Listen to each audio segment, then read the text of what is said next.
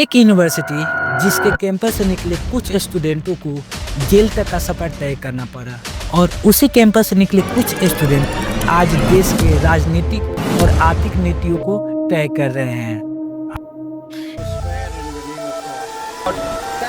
एक यूनिवर्सिटी जहां पर आए दिन एंटी नेशनल स्लोगन लगते रहते हैं।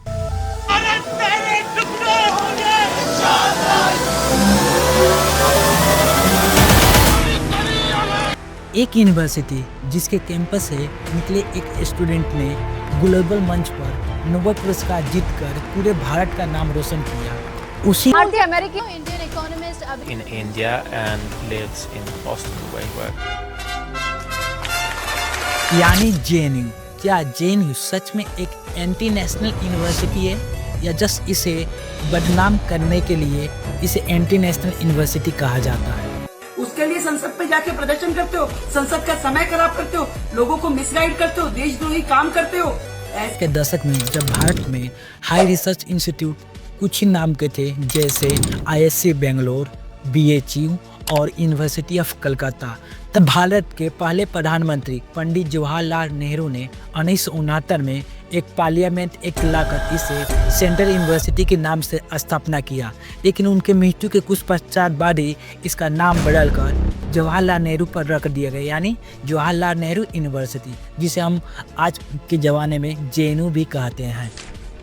तब से इस यूनिवर्सिटी को मिनी इंडिया कहने जाने लगा, क्योंकि भारत के हर राज्य से यहाँ पर बच्चे आकर केवल 250 रुपये पर सेमेस्टर देकर अपना ग्रेजुएशन पूरा करने लगे।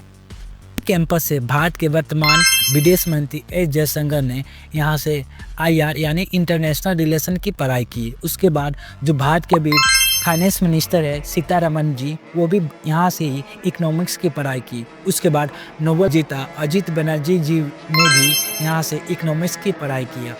लेकिन 2001 में जब पार्लियामेंट पर अटैक हुआ और उसके दोषी अफजल गुरु को 2013 में जब फांसी दी गई, तो फांसी के लगभग 3 साल के बाद जेएनयू के कुछ स्टूडेंट ने कल्चरल प्रोग्राम नाम से एक इवेंट ऑर्गेनाइज किया और इस प्रोग्राम के द्वारा उन्होंने कैंपस की दीवारों पर कई तरह के पोस्टर चिपकाए, जिसमें कई तरह के नारे लगे थे, जैसे कि judicial killing of Afzal Guru, solidarity with struggles of Kashmiri, ऐसे उसमें नारे लिखे थे। होती हुई जब इसकी बातें सोशल मीडिया पर आई तो कुछ ही घंटे में अलग अलग हैशटैग ट्रेंड करने लगे, टीवी पर डिबेट होने लगा और जेएनयू को एक एंटी नेशनल यूनिवर्सिटी लेवल के साथ जोड़ दिया गया। उसके बाद फेमस एक्टर जैसे दीपिका पादुकोण, इनके जैसे कई सेलिब्रिटी जेएनयू के कैंपस में विजिट किए। उसके बाद जेएनयू और हाईलाइट हो गए और जानने लगे। कुछ स्लोगन्स और कुछ स्टूडेंट के ग्रुप्स पूरे जेएनयू को डिफाइन करते हैं। And we are also India's most nationalist university. ये भी मैं बताना चाहती हूँ because 2 days back again the slogans came up because there is a lunatic fringe in every university. आप जेएनयू के बारे में क्या सोचते हो, मुझे बताना।